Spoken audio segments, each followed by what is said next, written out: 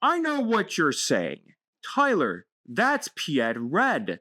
Where is Sabe? Where is Dryden Voss? Where are the leaders from Secrets of Power? And no worries, everyone. We will get to those leaders soon enough. I just wanted to check out Piett Red because he did get a buff of a new ship from Secrets of Power, and I thought, why not let's just jump in with some Piett Red. I know we did Revenant Force Blue in the previous video, pinging now for you all, and here we are for Piett Red, but again, we will be checking out the new leaders from Secrets of Power here very, very soon. I did want to check out some of the older leaders from previous sets and see how they have evolved with the new cards from Secrets of Power. So we're going to review Piett, the deck, and then jump to Carabas to see how well we do in a best of one. Piett once again states on his front side, action, tap and play a capital class unit, ship from your hand, it costs 1 less. He can flip for 5 for 2/7, and on his backside, he reduces the cost of all your capital class vessels in hand by 2. And then, of course, we are running just a random red base here, nothing special, run any vanilla red base you like. For our deck, we're running still most of the droid lineup we had from LOF, but we have, of course, the additions of the new droids from this set. So we're still running 3 DRK1 Probe Droid, the one that can knock out non-unique upgrades. We're running 3 of the new GNK Droid from Secrets of Power on attack. The next unit you play this phase costs 1 less. This is really good to have out on the board, swing on the turn you're going to bring out Piett, have it swing, reduce the cost of your next unit by 1, bring out Piett, and that can reduce the next capital class vessel you play by 3. So you're able to bring out the Red Devastator for a cost of 5, which is really nice. We are still running 3 HK-47s. We're running 3 of the new Vanilla Imperial Dark Trooper 3/3, and we're running 3 Super Laser Techs just to be able to ramp up with Piett and ramp up into that late game push for our ships. For our space units, we're running triple Vanguard Droid Bomber, still the same, triple MC Assault Frigate, triple Ruthless Raider, triple Invisible Hand to grab all of our droids, double Invasion Control Ship. I might be tempted to drop this down to 1 and then put something else in here just as a little sneak peek or a nice little thing. I'm not sold on this ship here being at 2, but we'll play 2 of it because we do have a good chunk of droids, so if we can get it out, we do have all our friendly droids are getting rate 2 on them, so it's not too bad. Triple of the Red Devastator, we could sign all of our indirect damage, and when played, we deal 4 indirect damage to each opponent. And then triple of the new Fulminatrix from Secrets of Power, the new ship that's really going to help Piett deal with ground presence. When played on attack, you may deal 4 damage to a ground unit. A great way just to help us deal with ground because we are definitely more or less in the space, even though we have a good mix of ground and space now. And then finally, 2 of the original Devastator from Secrets of Power. Or sorry, from Spark Rebellion. For our events, I'm running 2 Force Choke just to help us kill things that we don't, non-vehicle units off the board. This does allow us to kill some leaders as well, like Deidre, like Cal Kestis, even help us deal damage to leaders so we just don't have to worry about it. It also helps us clear out the board state so we can flip Piett without safety. Triple Open Fire, triple Resupply just because we need to ramp.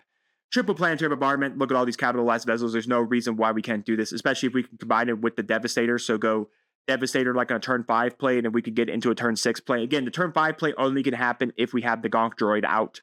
But still, if we get it out, that's a pretty great pull right there. And then we can go just Planetary Bombardment for our 6th thing, and then direct our 12 indirect damage to however we want it to go. And then fire 2 Turbo Laser Salvo. If we happen to be losing on the ground presence, we can use Turbo Laser Salvo to use our space presence to kill our opponent's ground presence. So that is our Piett Red deck. Not much has changed from LOF to Secrets of Power besides adding the new Fulminatrix and the new couple new droids into the deck. So let's jump to Carabas to see how well we do. All right, DJ, the new, very fun, interesting leader from from Secrets of Power. DJ is the only double color leader we have so far in the game. I expect us to get some more double color leaders in the future. This is pretty nice. We'll put away the 2. Yeah, we'll put away. I think we'll do these 2 because I think we could get the Invasion Control Ship out here a little earlier. So we'll put out HK. So DJ states on him, choose a friendly unit. If you do, play a unit from your hand paying its cost. So you do play it, so when played effects still trigger with DJ, and then the chosen unit captures it. So you choose a unit, you play a unit, it triggers its when played skill, and then you go from there. A Porg out for free. This means DJ is going to trigger his effect. And then DJ flips over 4/6 with 4/6 Saboteur, while this friendly unit captures an enemy, captures it rescues basically a unit. And that sucks that we have a vehicle now in the sky over there, which bounced back my HK-47. Which isn't great because this only targets non-vehicle units. We'll resupply here. But yeah, so kind of an interesting whole shtick here with DJ. Porgs, more Porgs! Devastator's coming out. I'm going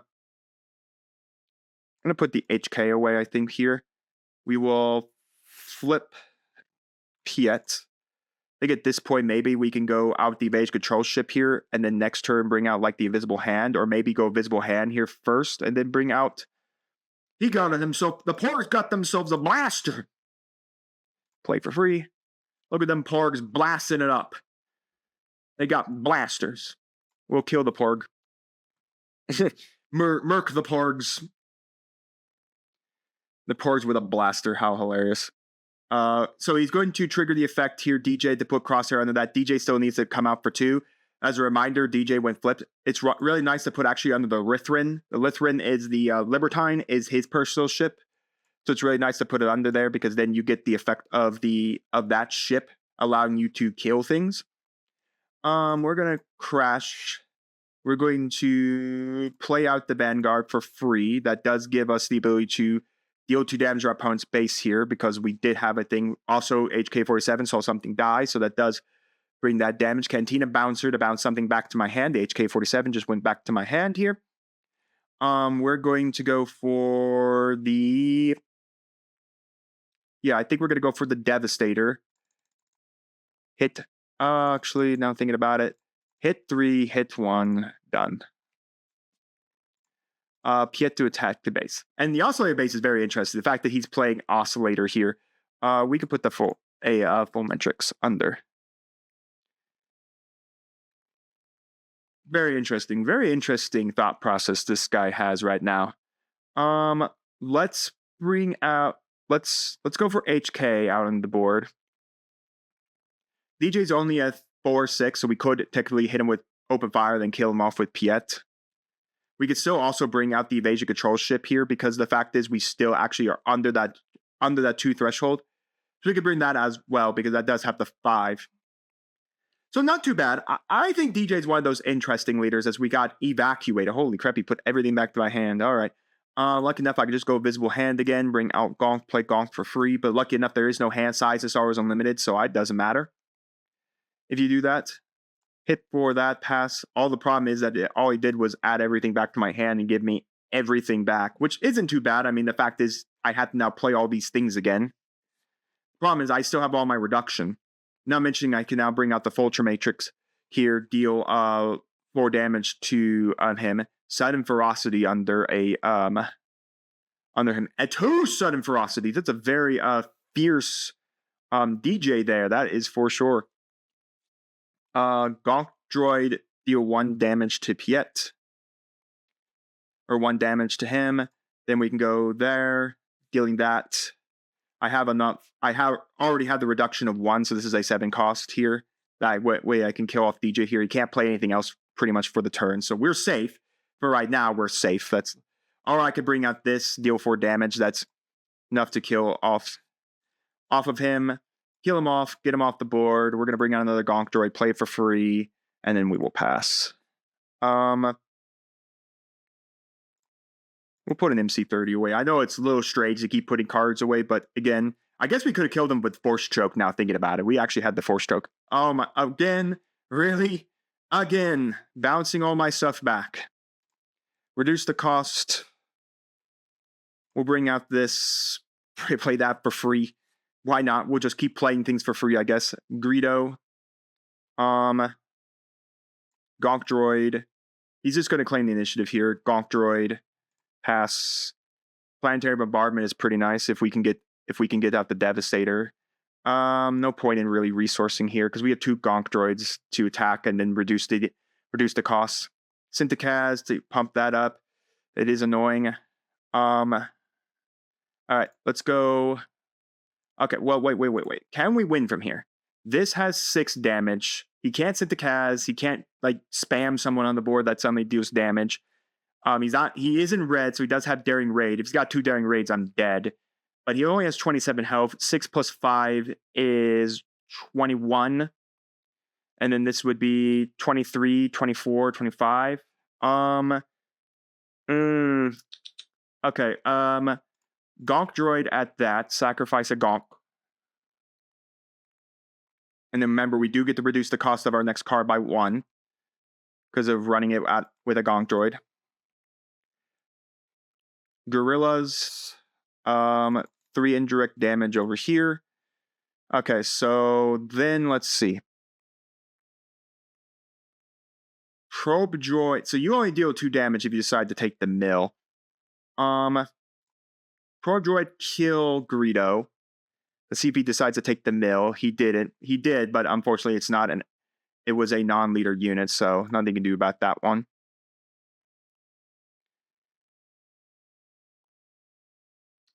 All right, so what's our next play here? I guess we could have put it down HK. GNK Droid kill, attack. Play out HK, play it for free. Then let's go Devastator. I meant to reduce the cost of that. 2 damage there. And then pass. I mean, there's nothing you can do. I go Planetary Bombardment. That's the game. Even if he drops... Evacuate's the only way he can win this one, is if he goes Evacuate again. Or he drops another 𝐒𝐶 on me. Or he just drops, like I said, another Evacuate. Another freaking Evacuate. Okay. Well, we win this game here. Thanks for that. That is Planetary Bombardment full game. Well, there we go. Piett Red beat DJ. Yeah, I think this deck is pretty fun. I still think it has some interesting bouts. I still think we need to see what it could do. Again, Piett Red was winning and topping in the LOF season. So I expect this to get some more tops. I expect this to get some more wins. There are some really good things in here. Like I said, now with the GNK Droid, being able to bring out a Devastator on turn 5 is really powerful, because then that just is 4 indirect damage you can do, especially if you got your hands also on Planetary Bombardment. Congratulations, that's 12 damage you can now do wherever you want, because of the fact you'll have a capital class vessel and you can do all your indirect damage your choice. Again, we saw the DJ, kind of what I think some people are playing around with DJ, like we're seeing those Evacuates, we're seeing those double yellow colors. We didn't really get to see the Libertine play there. We really didn't get to see like what DJ can really do. But again, I think DJ is one of those more unique leaders, so I think he's kind of fun. I just don't know really how you build them just yet. I can understand like some of the double yellow cards in there, like Cunning, Cantina Bouncer, New Adventure, and the Libertine. So it's really nice. But other than that, I really don't know what color I'm even building him in, because you're restricted to only 2 colors. You can't even run anything heroic or anything villainy because you don't have those tags, which makes sense. DJ plays both sides of both sides, so whoever had the most money. But then let's talk about Piett again. I like the deck. I think it got some good buffs out of this one. We're gonna have to see what people really play around with, what people really think can be good. I still want to go back to play Piett Blue, because we got the Cantwell Rester ship as well. And I think that was a really cool ship to play in Piett Blue, because especially if you could reveal double vigilance and villainy, you can freeze a unit on your opponent's board state. So you could technically freeze your opponent's leader until they deal with the Cantwell, which is pretty nice. But nonetheless, pretty good. It's a really solid deck. I think this deck has some good, solid legs and will be playing pretty well in this meta. So be on the lookout for some Piett Reds to be topping some PQs here, because I think this deck just has so much strength, and these GNK Droids really just help speed up the ability to throw out all the value of these ships out onto the board. And then being able now with the Fulminatrix to deal 4 damage to units on the ground presence, it cannot be understated. That's a very powerful skill play for Piett Red. Just being able to liquefy your opponent's ground state while you're still in the space and have all these big ships that have high health points, and if your opponent really doesn't have a way to deal with it, that's a great way just to outpace your opponent with big hitting things in the sky if they can't deal with them. So nonetheless, we'll just have to kind of see how the meta evolves around. I think Piett is still very strong for this sec meta because of the Fulminatrix, because of the GNK Droid, giving it a little more power buff. And like we said, we saw the Devastator coming. Can't actually remember. Not funny enough about that game if we actually got the GNK Droid combo with Devastator, but if we did, you just saw it. It's a really strong combination. They're really strong. But nonetheless, I want your guys' opinion down in the comments on Piett Red. What are your thoughts on Piett overall as a leader? Do you think he's going to be able to make some big splashes here in this meta? Also, let me know what your thoughts are overall on the meta. What leaders do you think are going to be very much viable? I think JTL leader is still going to hang around in the presence. What sec leaders do you think are going to be around? I've always thought Dryden Boss and Sabe were going to be the two leaders that stick around the most in the meta for from Secrets of Power, the two best leaders probably from that. And then let me know also for your fun, what other leaders you think are going to be in this meta. Do we think we're going to see all the leaders we've seen before, like Sabine, Quinlan, and all of that are still going to be around? I still expect Cad Bane to be around as well. So let me know all of that down in the comments. And while you're commenting, do make sure to like the video, subscribe to the channel, and ring the bell so you can notify when my videos go live for you. I will see you next time. I'm on Dragons TCG.